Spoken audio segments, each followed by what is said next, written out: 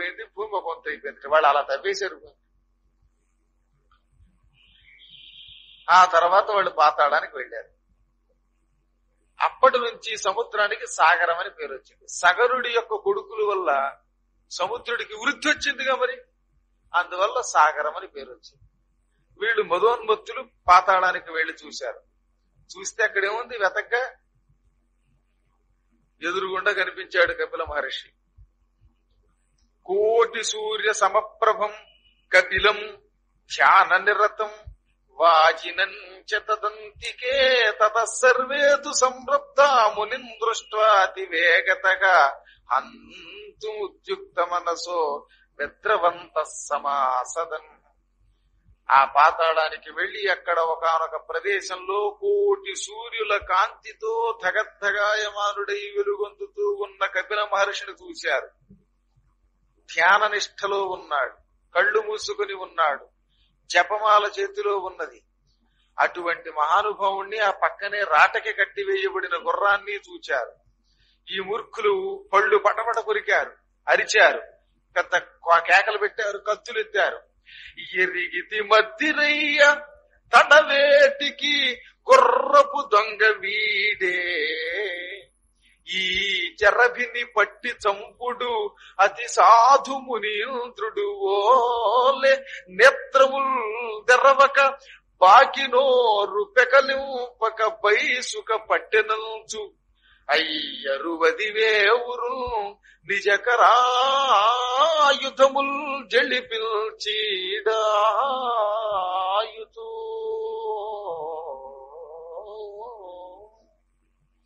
కనిపెట్టాం, ఆలస్యం ఏమిటి? ఈ గుర్రాన్ని దొంగిలించిన దుర్మార్గుడు వీడే. ఏమీ ఎరగనట్టుగా గుర్రం పట్టుకొచ్చి దొంగతనం చేసి పక్కన కట్టేసుకుని తపస్సు చేస్తున్నట్టు నటిస్తున్నాడు. వీడు కొంగ జపం చేస్తున్నాడు. ఈ పెద్ద బ్రహ్మాండం లాంటి నోరు ముసుగు కూర్చుంటే వీడిని విడిచిపెడతామా? ఈ లోకములో ఈ మధ్యకాలంలో ఇలాంటి ధూర్తులు పెరిగారు.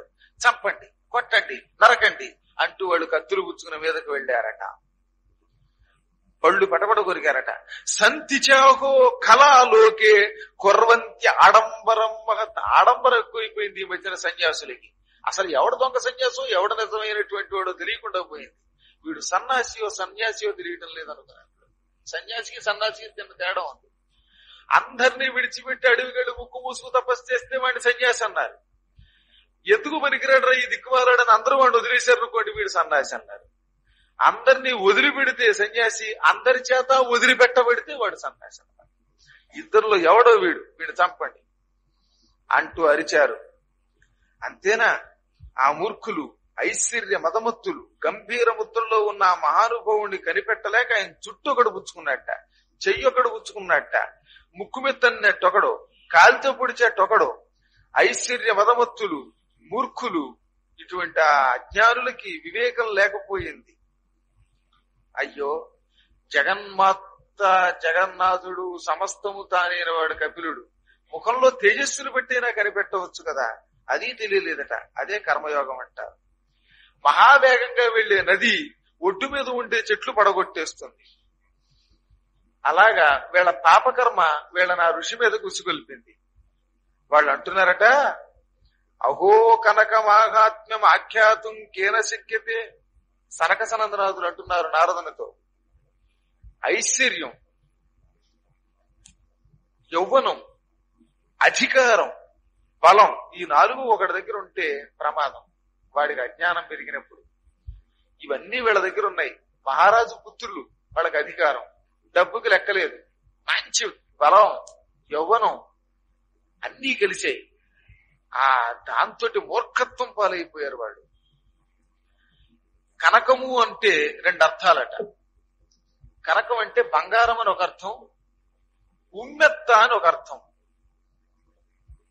కనకం అంటే ఏమిటి? ఉమ్మెత్త అని ఒక అర్థం, బంగారం అని ఒక అర్థం. అందుకే కనక కనకతే సౌగుని మాదకత అధికాయి. కనకం కనకం కంటే ఎక్కువ మత్తట. ఒకటి తింటే మత్తు, మరొకటి చూస్తే మత్తు అన్నారు. ఉమ్మెత్తకాయ కంటే బంగారం ఎక్కువ మత్తు అన్నమాట అక్కడ అర్థం. అది కనక కనకతే సౌగుని, కనకం కంటే కనకం 100 రెట్లు మత్తు. ఉమ్మెత్తకాయ తిన్నాం అనుకోండి పిచ్చెక్కుతుంది. కానీ బంగారం తినక్కర్లా, చూసి చూడగానే ఎగిరి గంతులేస్తారు. గురువు గారు లేదు, ఏమీ లేదు, నెత్తి మీద ఒడిచ్చి కంకణం పట్టుకుపోదాం చూసేవాళ్ళు లేరు, దానికోసం వచ్చేవాడు దాన్ని. అందుకే పెట్టుకురావడానికి కూడా భయం కలికాలంలో. అలాగా బంగారం కంటే మత్తు కలిగించే వస్తువు మరొకట్లేదు, ఉమ్మెత్తకాయ కంటే ప్రమాదకరం. అందుకని ఏమంటున్నాడు, అహో కనక మాహాత్మ్యం ఆఖ్యాతుం కేన శక్యతే నామ సామ్యదహో చిత్రం ధత్తూరోపి మదప్రద. కనకం ఎంత విచిత్రమైంది, నామ సాపత్యం ఉండడం వల్ల, ధత్తూరం అంటే ఉమ్మెత్తనమాట, అది తింటే కదా పిచ్చెక్కుతుంది, అసలు ఇది చూస్తే పిచ్చెక్కుతుంది. అలాంటి ఐశ్వర్యం పెరిగి బంగారం ఈ మూర్ఖులు మత్తులే కదా, ధనమదాంధులే కదా ఈ ఋషీశ్వరుడు కొప్పు పట్టుకున్నారు. అహో ధనమదాంధస్తు పశ్యన్నపి నపశ్యతి యది పశ్యత్యాత్మహితం సపశ్యతి న సంశయః. ఎంత విచిత్రం ఇది! మహాభయంకరమైన మదాంధకారంతో కళ్ళుండి కూడా చూడలేరట. చూడగలిగే వాళ్ళు కళ్ళుండి అయినా చూడలేరు. ఒక్కసారి గనక నిజంగా కళ్ళు పెట్టుకు చూస్తే ఆ జ్ఞానుల జోలికి వెడతారా, మహాత్ముల జోలికి వెడతారా? వెళ్లరు. ఇలాగా సనక సనందనాథులు నారదునికి చెప్పారు. సరే, ఈలోపు కుప్పుచ్చుకున్నారుగా మన స్వామివారిది. ఆయన చావగొడుతూ ఉంటే మెల్లిగా కళ్ళు తెరిచాట. అలా కళ్ళు తెరవడంతో ఆయన కళ్ళల్లోంచి అగ్ని జ్వాలలు బయటకు వచ్చేసాయి, శివలీలల్లో చూపించినట్టుగా. అమాంతంగా ఈ రెండు కళ్ళల్లో నుంచి అగ్ని జ్వాలలు వచ్చి 60,000 మందిని అలా చుట్టుముట్టాయి. అసలు ఎవరో కనపట్టల్లా. 60,000 ఉండాలి ఎంతో పూర్వం, ఇంత బూడిద మాత్రం మిగిలిందంట. మొత్తం సవహ్ని సాగరాన్ సర్వాన్ భస్మసాత్ అకరోత్ క్షణాత్. ఒక్క క్షణకాలంలో మొత్తం 60,000 మంది బూడిద కుప్పగా మారిపోయారట. ఆశ్చర్యకరం. ఆ పాతాళంలో ఇంకా చాలా మంది ఉంటారుగా. ఈ 60,000 మందితో పాటు ఇంత పూర్వం మరి పెర్మనెంట్ నివాసంతో ఉండేవాళ్ళు ఉంటారు. వాళ్ళు వణికిపోయారు. ఇక్కడుంటే మన కొంపలకి నిప్పు వస్తుందేమో లేనిపోని గొడవని ఎగిరి గంతేసి పరిగెత్తారు. ఆ సమయంలో పిటి ఉషా, అశ్విని నా చెప్ప కూడా వాళ్ళని పరుగు పందాల్లో గెలవలేరు. అలా పరిగెత్తి పారిపోయారు. మహాత్ములకు ఆగ్రహం వచ్చినప్పుడు ఎదురుగుండా ఎవరు వెళ్ళడానికి తడుస్తారు. ఎందుకంటే ఆ కోపం సమయంలో ఏమంటే జరిగిపోతుంది. అందుకని మిగతా వాళ్ళు కూడా పారిపోయారట. సగర పుత్రులు మొత్తం అంతా కూడా ఎప్పుడైతే ఈ భయంకరమైన అగ్నిజాలలో బూడిదైపోయారో రాక్షసులు అయ్యారట. దుర్మరణం పాలైన వాడికి స్వర్గానికి వెళ్లరు, నరకానికి వెళ్లరు. స్వర్గానికి నరకానికి మధ్యలో వేగడతారు. పిశాచి రూపాలు కోరలు ధరించి వాళ్ళు హే నరుస్తున్నారు. తిండి లేదు వాళ్ళకి, నరమాంసం తినలేరు, ఇంకోటి ఏమీ తినలేరు. మామూలు వాళ్ళలో భోంచేస్తారు. పాపాత్ములై రాక్షస జన్మెత్తిన దుర్మార్గుల యొక్క స్థితి ఎలా ఉంటుందంటే, మానవ భోజనం ఎక్కదు, రాక్షస భోజనం ఎక్కదు, మధ్యలో ఉంటారు. తిండుండదు, తెప్పుండదు. అది పరిస్థితి వాళ్ళకి. ఆకలి, ఘోరమైన కష్టం అనుభవించారు వాళ్ళు. దాంతో దేవతలంతా అక్కడికి వచ్చి కపిలుండి శాంతుడవుగా లోక కంటకులైన ఈ పాపాత్ముల్ని కంటి మంటతో దగ్ధం చేశావు, ఇక ఆ మంట ఉపసంహరించమన్నారు. ఆయన మళ్ళీ కళ్ళు మూసుకోగానే మంట ఉపసంహరింపబడింది. అప్పుడు దేవతలు ఒక దూతనిచ్చి సగరుడి దగ్గరికి కౌరు పెట్టారట. ఏమని, ఓ సగర చక్రవర్తి, ఒకళ్ళిద్దరు కాదు నీ కొడుకులు 60,000 మంది పాతాళంలో పాపం పిడికిడి బూడిదైపోయారు. ఆ మాటలు విని సగర చక్రవర్తి ఏడవాలిగా, బాబోయ్ 60,000 మంది కొడుకులు చచ్చిపోయారని. తప్పుడు పని చేస్తే కన్న కొడుక్కి దేశ బహిష్కరణ శిక్ష విధించిన ధర్మాత్ముడు ఆయన. ఆయన ఏం చేశాట, సగరహ పుత్ర నాశేపి నసుశోచ మునీశ్వర దుర్వృత్త నిధనం యస్మాత్ సతాముత్సాహ కారణం. ఉత్సాహం కలిగిందటండి ఆయన. ఏమి ఇంత ఆలోచించలేదట, ఏడవలేదట. దుష్టులైన కొడుకులు చచ్చిపోతే ధర్మాత్ములైన వాళ్ళకి ఆనందమే కలుగుతుంది. వాడు ధర్మాత్ముడు అయితేను. అదే మామూలు వాడైతే పోయారా అని ఏడుస్తాడు. ఎంత పాపాత్ముడైనా కొడుకుని బెయిలిచ్చి విడిపించుకోవాలని చూస్తాంగా మనం. ఎంత దుర్మార్గుడైనా కొడుకుని ఎలాగో రకంగా నేరంలోంచి తప్పించాలని చూస్తాం. కొడుకులు ఎన్ని పాపాలు చేసినా వ్యామోహం పీడిస్తుంది ప్రతి తల్లిదండ్రులకి. ఆ వ్యామోహం లేకపోతే, ఆ బంధం లేకపోతే ఉండలేరు. కానీ సగరుడు అలాంటి వాడు కాడు. 100% ధర్మాత్ముడు ఆయన. అందుకని ఎవడు పుత్రుడు, ఎవడు బంధువు, ఎవడు సఖుడు, నాకు ధర్మమే సమస్తం అనుకున్నాడు. అంతటి ఉత్తమోత్తమ స్థితిలోకి వెళ్ళిన ఆయన అసలు ఆలోచించలేదు, ఉత్సాహం పొందాట. కానీ ఓ చిన్న ఇబ్బంది వచ్చింది. మరి కొడుకు లేకపోతే యజ్ఞం చేయడానికి లేదు.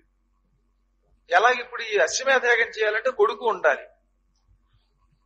పెద్ద కొడుకేమో యోగి, కానీ అనవసరంగా అల్లరి పని చేసి కావాలని దేశ బహిష్కరణ గురి వెళ్ళిపోయాడు. మిగతా 60,000 మంది పాపంతో చచ్చారు.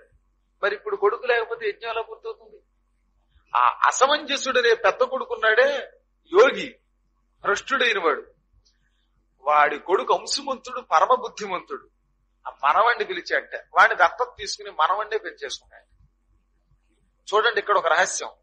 60,000 మంది కొడుకులు చచ్చిపోయారు, మైలుతో ఉన్నాడు ఆయన. ఆ సమయంలో దత్తత తీసుకున్నాడు. ధర్మ సూక్ష్మాలను కొన్ని ఉంటాయి, అవి శాస్త్రాలు చదువుకున్నోడికి తెలుస్తాయి. అజ్ఞానంతో మూల కూర్చుని ధర్మశాస్త్రజ్ఞుల్ని కించపరిచి నోటికి వచ్చినట్టు ఏమనకూడదు. అందుకే జిల్లెళ్ళగూడమ్మ ఒక ఆయన చచ్చిపోతే ఆయన కొడుకు అప్పుడు ఉపనయనం చేసి ఆ కొడుక్కి రాచకొండ నరసింహమూర్తిని ఉండేవాడు. ఆయన చచ్చిపోతే శవాన్ని అక్కడ పెట్టి ఈవిడ ఉపనయనం చేసి ఆ కొడుకు చేత కర్మకాండ చేయించింది ఆవిడ. అది ధర్మ సూక్ష్మం అంటారు. మనకు అజ్ఞానంతో ఏమనిపిస్తుంది, ఈవిడేంటంటే అమ్మ ఇలాంటి పని చేయించింది అనిపిస్తుంది. మూర్ఖత్వం. ధర్మ సూక్ష్మాలు పుస్తకాల్లో గ్రంథాల్లో తెలియకుండా పండితులైన వాళ్ళు అజ్ఞానంతో చేయరు. అటువంటి వాళ్ళ కర్మల్ని, వాళ్ళ చేతల్ని విమర్శిస్తే అనేక జన్మలు పిశాచ జన్మ ఎత్తుతారట. ఇదిగో నారద పురాణంలో చెప్పారు. పిశాచ జన్మ ఎత్తాలనుకున్న వాళ్ళే మహాత్ముల యొక్క కర్మల్ని విమర్శిస్తారు, తక్కిన వాళ్ళు విమర్శించరు. చచ్చిపోయిన కొడుకులు అప్పటికింకా 2వ రోజు కూడా అవ్వలేదు. ఆయన ఆ సమయంలో మనవణ్ణి దత్తత తీసుకున్నట్ట, వేద కర్మకాండ ప్రకారంగా. పైగా ఆ తర్వాత పౌత్రం తమౌసుమంతం హి పుత్రత్వే కొతవాన్ ప్రభు, ఇలా పుత్రుడిగా మనవణ్ణి ఆ దత్తత తీసుకున్నాక అసమంజసుతం తంతు సుధియం వాగ్విదాం వరం యుయోజ సారవిద్భూయో హ్యశానయన కర్మణి సగతస్తత్పిలద్వారే దృష్ట్వా తం ముని పుంగవం కపిలం తేజసాం రాశిం సాష్టాంగం ప్రణనామః. ఆ తర్వాత నాయన మనవడా, ప్రస్తుతం కుమార, వెళ్ళు. నీ తండ్రులు మూర్ఖత్వంతో బలైపోయారు, పాతాళ లోకంలో బూడిదయ్యారట. వెళ్ళు. పాతాళంలో మహాత్ముడు విష్ణు స్వరూపుడున్నాడు అక్కడ కపిలుడు. ఆయనని ప్రార్థించు. యాగాస్యాన్ని తీసుకునిరా. యాగాస్యం వల్ల యజ్ఞాన్ని మళ్ళీ కొనసాగించగలం. యజ్ఞం మధ్యలో ఆగిపోతే దోషం నాయన. నీ పెదనాన్న, మీ తండ్రులు మొదలైనటువంటి వాళ్ళు చేసిన పాపకర్మల్లోంచి విముక్తి పొందుపో అనగానే ఈయన పాతాళానికి వెళ్ళాడు. పాతాళంలో కపిల మహర్షి ఆశ్రమానికి వెళ్లి ఆ మహానుభావుడి పాదాల మీద పడ్డాడు, నమస్కారం చేశాడు. ఓ పక్కన భస్వరాశి, మరో పక్క ఆ ఋషీశ్వరుడిలో తేజో రాశి. చూడండి, ఇక్కడ బాబాయిలంతా చచ్చిపోయి ఉన్నారు, బూడిది రాశి. ఈయన ముఖం నుంచి తేజో రాశి, తేజస్సుకి సాష్టాంగ పడ్డాడు, అంజలి ఘటించాడు. ఆ దేవదేవుణ్ణి సనాతనుణ్ణి ఇలా పొగిడాట. దేవా జగన్నాథ దేవేంద్ర వందిత సతత వితత చారిత్ర సంతత పవిత్ర. ఓ దేవా, జగన్నాథ, దేవేంద్ర వందిత, పరమ పవిత్రమైన చరిత్రం కలవాడా, నీకు నమస్కారం. దౌశీల్యం యత్కృతం బ్రహ్మన్ పితృవ్యై క్షమస్వతత్ పరోపకార నిరతాక క్షమాసారాహి సాధవక. మా తండ్రులు ఉన్నారే, దుర్మార్గులు, వాళ్ళు అవినయం చూపించారు, వాళ్ళని క్షమించండి. పరోపకారం చేసే మీలాంటి సాధువులకి ద్వేషభావం ఎవరి మీద ఉండదు. సాధువులు దుష్టుల్ని కూడా దయ చూస్తారు. చంద్రుడున్నాడు, ఎంత పాపాత్ముడి మీదనే కిరణాలు వేస్తాడు, శవాల మీద కిరణాలు వేస్తాడు, పెంట కుప్పల మీద కిరణాలు ప్రసరిస్తాడు, మహాత్ముల ఏళ్ల మీద కిరణాలు ప్రసరిస్తాడు. అది చంద్రుడి లక్షణం. వాడు పాపాత్ముడు, వాడి మీదకి నేను కిరణం వేయకూడదు అంటాడా? చంద్ర కిరణాలు ప్రసరించని చోటు లేదు. చందన వృక్షం ఉన్నది, పాములని వంటి దుర్మార్గపు ప్రాణులకు కూడా ఆశ్రయం ఇస్తోంది. చందన వృక్షాన్ని పాములే చుట్టుకుంటాయి. మీలాంటి ఉత్తములు కూడా, సజ్జనులు, సాధు స్వభావం కలిగిన వాళ్ళు నీచుల్ని కూడా అనుగ్రహిస్తారు. ఎందుకంటే మీ దగ్గర క్షమా, శాంతి, శౌచం, దయా, సత్యం, శీలం ఉంటాయి. మీరు ధర్మాత్ములు, మీకు నమస్కారం. బ్రహ్మ ధ్యానపరాయణులు, మీకు నమస్కారం. మా వాళ్ళను అనుగ్రహించండి, నన్ను అనుగ్రహించండి, మా తాతగారి యజ్ఞం పూర్తి చేయించండి. ఇలా చెప్పగానే ఆ మునీశ్వరుడు కళ్ళు విప్పాడు, ప్రసన్నుడయ్యాడు. నువ్వు బుద్ధిమంతుడివిరా నాయన, లెస్స పలికావు. నేను నీ ఎడల ప్రసన్నుడయ్యా. వరం వరయ చేత్యాహ ప్రసన్నోస్మితవానఘ. నువ్వు వరం కోరుకో, నీ మంచితనానికి నాకు ఆనందం కలిగి ఏం కావాలో కోరుకోనైనా అనగానే ఆయన అన్నట్ట, మహాత్మా వరం ఇస్తానన్నారు కనుక మీ పాదాలు పట్టుకుని అడుగుతున్నాను. మా వాళ్ళు చచ్చిపడ్డారు. పరమాత్ముడవైన నీ కంటి మంటలతో బూడిదై పిశాచి జన్మలెత్తారు, అల్లాడిపోతున్నారు వీళ్ళు. వీళ్ళకి బ్రహ్మలోకం కలిగేటట్టు చెయ్యి. ఊర్ధ్వలోకాల్లో సల్లోకాలకు వెళ్ళాలి. ఈ పాపాత్ములు ఇలా ఉండకూడదు అనగానే పక్కున్నవాడాయన, ఎంత గొప్పవాడివిరా. వాళ్ళు దుర్మార్గులను చెబుతూనే ఆ దుర్మార్గులు కూడా ఉత్తమ గతులకు వెళ్లాలని కోరుకుంటున్నాం. ఇది మహాత్ముల యొక్క లక్షణం. వీళ్ళు గొప్ప లక్షణాలు ఉన్నాయి. వీళ్ళని నేనేం చేయలేను, కానీ నీకు వీళ్ళని బాగు చేసే మార్గం చెబుతున్నాను. ఈ పాపాత్ముల భస్మ రాశి మీదకి గంగా జలం గనక తెచ్చి ప్రసరింప చేయించావా, ప్రవహింప చేయించావా, ఈ పితృదేవతలంతా పరమ పవిత్రులు అవుతారు. వాళ్ళంతా హాయిగా స్వర్గాది లోకాలకి, ఊర్ధ్వలోకాలకి, బ్రహ్మలోకాలకి వెళతారు. ఇక ఈ అశ్వాన్ని తీసుకుపో, నువ్వు మీ తాతగారి చేత యజ్ఞం పూర్తి చేయించుకో అనగానే వెంటనే ఈయన ఆ యజ్ఞాన్ని తీసుకుని పైకి తీసుకెళ్లి యజ్ఞం పూర్తి చేయించాడు. ఈ యజ్ఞం పూర్తి కాగానే సగరుడి దగ్గరికి విష్ణుమూర్తి వచ్చాడు. నువ్వు రస్యమేధయాగాలు చేసిన నువ్వు ఇంద్ర పదవి పొందుతావా, వైకుంఠం పొందుతావా అన్నట్ట. నాకెందుకయ్యా ఇంద్ర పదవి, నేను వైకుంఠానికి వస్తానన్నట్ట. వైకుంఠానికి వెళ్ళాట. ఆయనకి ఇంద్ర పదవి కావాలా? భగవంతుడు వాసుదేవుడు సనాతనుడి దర్శనం చేసుకున్న వాడికి ఇంద్ర పదవి తుచ్చమైన వస్తువు. తీసి పారేశాడు, వైకుంఠానికి పోయాడు ఆయన. ఇక ఈయన గారు అంశుమంతుడు గంగా నదిని తీసుకురావాలి. అందుకని హిమాలయ పర్వత ప్రాంగణానికి వెళ్లి గంగా నదిని తీసుకురావడం కోసం తపస్సు చేస్తున్నాడు. చేస్తూ ఉండగానే ఆయువు తీరి చచ్చిపోయాట. తపస్సు పూర్తి అయ్యేదాకా ఉంటుందా ఆయువు? అంశుమంతుని కుమారుడున్నాడు. జత్రే హ్యంసుమంత పుత్రో దిలీప ఇది విశ్రుతగా. అతడి పేరు దిలీపుడు. వాడు తపస్సుకు మొదలెట్టాడు.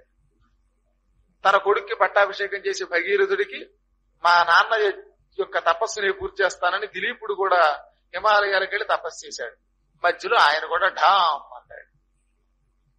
అప్పుడు భగీరథుడు మళ్లీ హిమాలయ పర్వతాలకు వెళ్ళాడు.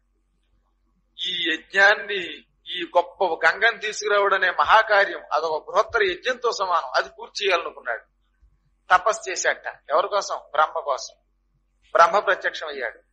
ఏం కావాలన్నట్ట, బ్రహ్మ పంపున కాని పుట్టదు ప్రాణి సంతతి ఎప్పుడు, బ్రహ్మవీవక రెండు వేరొక బ్రహ్మలేడు సృజింపగా.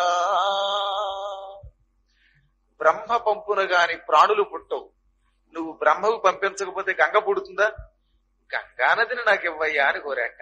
ఓయ్ బరేవాడివయ్యా, విష్ణువు పాదాల నుంచి పుట్టిన గంగ ప్రస్తుతం నా కమండలంలో ఉంది. ఇందులో బంధించాను. ఒకప్పుడు శ్రీ మహావిష్ణువు వామనావతారం ఎత్తి అలా శరీరం పెంచుకుపోయాడు. అలా పెంచుకుపోతూ ఉన్నప్పుడు ఆ పాదం కడిగాను నేను. అది గంగగా ప్రవహించింది. పాదాల నుంచి ఒక పొర పుట్టింది గంగగా. అది కమండలంలో ఉంది.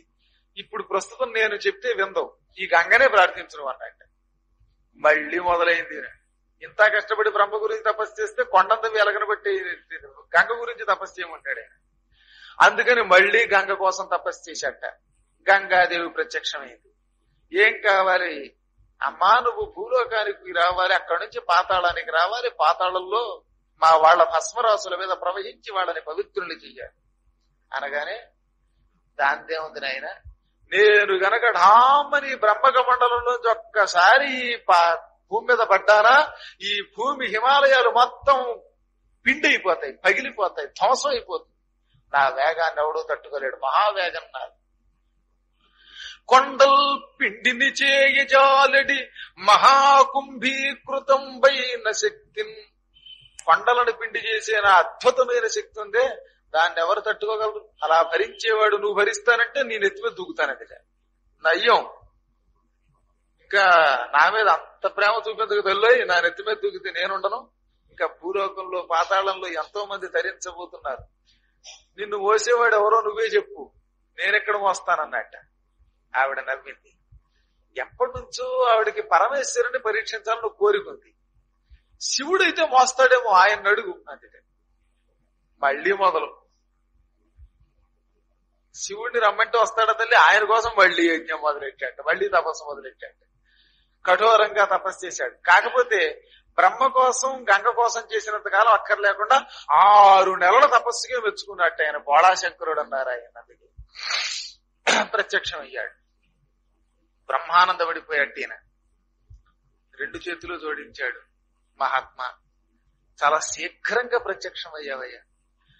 శంకర భక్తమానస వశంకర దుష్టమదాసురేంద్ర నాశంకర పాండు నీల రుచి శంకర వర్ణ నిజాంగ భోగిరాట్ కంకణ పార్వతీ హృదయ కైరవ కైరవ మిత్ర యోగి హృత్ పంకజ పంకజాప్త జయ తాండవ ఖేళన భక్త పాలన. శంకర, భక్తులు మనస్సులు వశం చేసుకునే స్వామి, దుష్టులు అహంకారం మదంతో ఉండే రాక్షసుల్ని నాశనం చేసే స్వామి, నీకు నమస్కారం. కంఠమేమో నీలం, శరీరమంతా తెలుపు. ఈ విధంగా తెలుపు నలుగుల సమ్మిళిత స్వరూపం నీది. శరీరానికి అవయవానికి ఆభరణాలుగా పాముల్ని ధరించావు. యోగుల హృదయాలనేటటువంటి తామర పువ్వులను వికసింపజేసే సూర్యుడివి. పార్వతీ హృదయం ఒక కలువ, ఆ కలువను వికసింపజేసే చంద్రబింబం నీ ముఖం. అటువంటి నీకు నమస్కారం. తాండవ నృత్యం చేసే స్వామి నీకు నమస్కారం. భక్తుల్ని పరిపాలించే స్వామి నీకు నమస్కారం. నాకు వేరే కోరికలు ఏమీ లేవు. గంగాదేవి భూలోకానికి దిగేటప్పుడు కాస్త నీ తల అడ్డం పెడితే నీ తల మీద దిగుతుందిట, తద్వారా భూలోకంలో ప్రవేశిస్తుందిట. కాస్త నీ బుర్ర పెట్టు స్వామి. ఓ దానికే ఉందన్నాడు ఆయన. ఒక్కసారి హిమాలయ పర్వతాల మీద నడుం మీద చేతుల మీద పెట్టుకుని అత్యంత విచిత్రమైన తన ధూర్జటిని విప్పాడు. ధూ అంటే బరువైన పెద్ద జడలు. ఆ జడలు విప్పాట. దూకు గంగా అన్నట్ట. వెంటనే గంగాదేవి బ్రహ్మక మండలం నుంచి డామ్మని దూకి బుర్ర పగలగొట్టేద్దాం, పాతాళానికి పోదాం అనుకుని దూకిందిట కసిగా. అలా దూకుతుంటే నా బుర్రే బదులు కొడదాం అనుకున్నాడు స్వామి. ఏం అరగనట్టు కాబట్టి డామ్మని దూకగానే జడలు అన్నట్ట. ఒక్క పాయ ఆ జడలో కాస్త బిగుసుకుపోయింది. అంటోంది లోపల ఖైదీ. బిగుసుకుపోయిందిట. ఎంత గింజుకున్నా ఈ గంగాదేవి అందులోంచి బయటికి రాలేకపోతుంది. ఈ భగీరథుడు ఆనందంగా ఇలా చేతులు పెట్టి కూర్చున్నాడు. ఇంకా వస్తాయని. ఏమి రాదు. ఏమిటి స్వామి అన్నట్ట.